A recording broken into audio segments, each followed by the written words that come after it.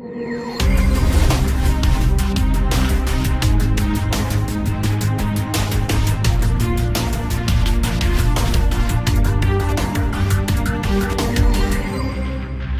the talk earlier this evening of the need for more financial regulation will only serve to remind people that banking can easily go wrong, bluntly because there's little trust in the industry, something that can be easy to exploit.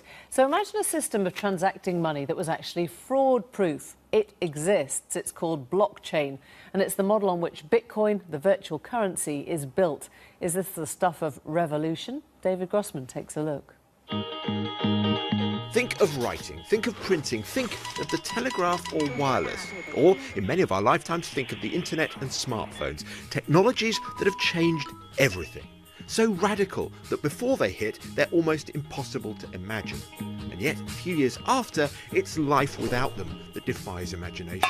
So what next? Well, there are plenty of very rich individuals and corporations betting big that the next game-changing technology is called blockchain.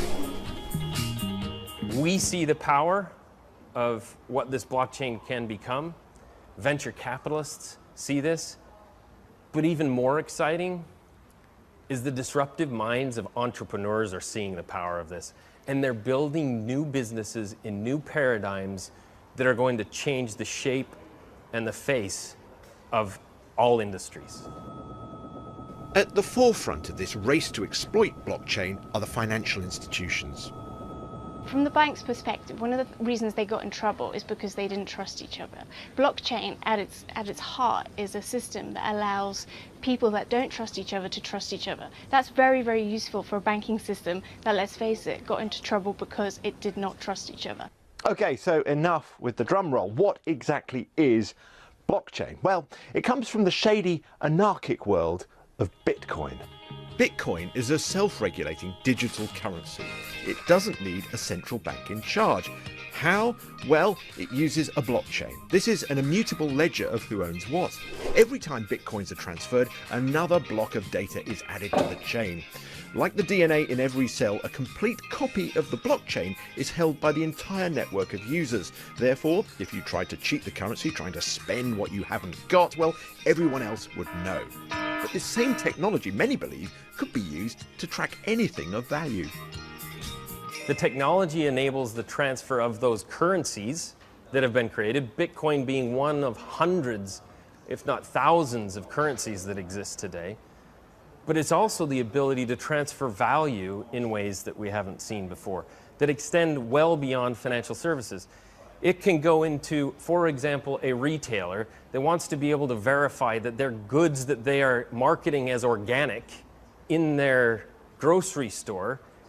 The blockchain allows the ability to track the actual creation of those goods and through the supply chain verify that they actually are organic, so that then where they are then marketing them to their end customers, they're confident that it actually is organic. That's just one simple use case. And there are thousands of other potential uses, from pharmaceuticals to luxury prestige goods like watches and handbags. The music and film industries are excited that blockchain could be the technological answer to piracy, and the insurance industry thinks it might help tackle fraud. I mean, ultimately the diamond comes out of the ground, it becomes certified and known as a... For Leanne Kemp, blockchain means diamonds. A diamond blockchain, she says, could record each gem's unique combination of attributes, giving it a sort of DNA. She's had investment from Barclays to develop her ideas. It gives us a global ledger. It gives us actually global transparency over the supply chain and the chain of custody of the diamond. Where did the diamond come from? Was it a blood diamond? What's the provenance? What mine did it come out of? At the moment, we have a number of regulated authorities that sit in between systems and consensus opinion that actually have provided some great processes like the Kimberley process to ensure that blood diamonds do not run themselves into the retail space. But now, for the very first time, we have a global ledger.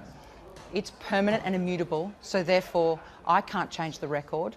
So there, from a perspective of trust, we know that those records are indeed correct.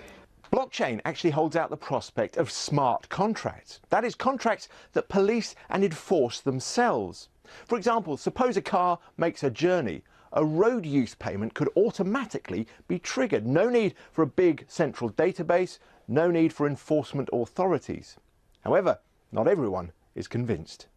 Blockchain as a technology is not necessarily tried and tested. We're still very much in the sort of experimental phases, and as far as we know, it is actually a very expensive technology to use, because it involves lots of different banks or institutions or so-called nodes using the same ledger on all their systems. That is much more expensive than, say, using one master ledger against everybody else. So that's the primary issue.